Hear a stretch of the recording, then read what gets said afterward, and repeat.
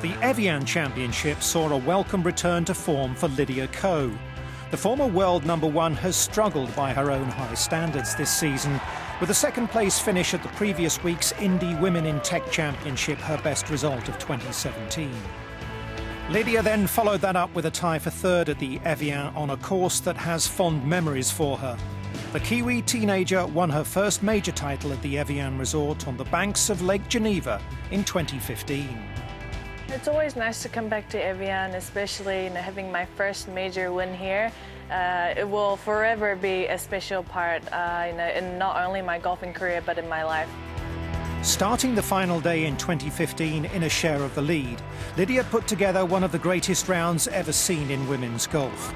She made 8 birdies and no bogeys, securing her first major title by a handsome 6 shots at the age of just 18 years and 142 days. When you're going into the final round of a major and you have the chance to win your first major and to become the youngest major champion, there's kind of a lot of things going on, but I think the big key was for me to just focus on what I was doing, and that back 9 and finishing off with a birdie on the 72nd hole is always a cool feeling. Lydia Ko is your Evian champion of 2015, and she has done it in some style. A 63, an incredible performance. The golfing world saw a welcome return to that form 2 weeks ago in Indianapolis, as Lydia had a share of the lead heading into the final day of the Indy Women in Tech Championship. She finished runner-up to eventual winner Lexi Thompson, suggesting her first win of 2017 could be just around the corner. I felt like it was great to just be in that position, be in contention, and just be in that little atmosphere. And those are the things that build your confidence. And I knew that there were a lot of positives going on, but the results really weren't showing. And there weren't many rounds where everything kind of clicked. So it was nice to have a couple rounds like that where I was hitting the ball good and I was able to make some putts. Not for everybody else, but just for me to know that, hey, things are going right. So you just got to believe in it. With 14 LPGA Tour victories under her belt before the age of 20, the former #1 on the Rolex rankings has spent most of her young career rewriting the golfing record books. Her dip in form over 2017 has left many, including Lydia herself, to question what was going wrong with her game.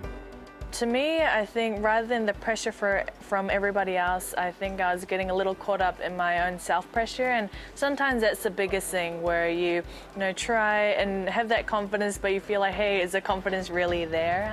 And now I've had great support from my family and the team, where they've said, hey, don't worry about it. Let's work on the things that we feel like needs improvement and go from there. And I think that's a good way to think about it, rather than thinking about, hey, when did I last win, or when was my last top 10? It's tough to win, and you need to play solid golf all week, and I'm just trying to be a bit more consistent, and that way it gives myself more opportunities. Lydia has more than just her own golf game to consider over the next couple of weeks. At the end of September, the LPGA Tour will be heading to her adopted home country for the very first time, where she'll be the unofficial hostess of the New Zealand Women's Open in Auckland. It's really awesome that the LPGA and New Zealand has made this connection of making this possible. And I said, before I retire, I want to have a team for the international crown for New Zealand. And I think this is kind of the opportunities and experiences that bring New Zealand bigger into the golfing industry.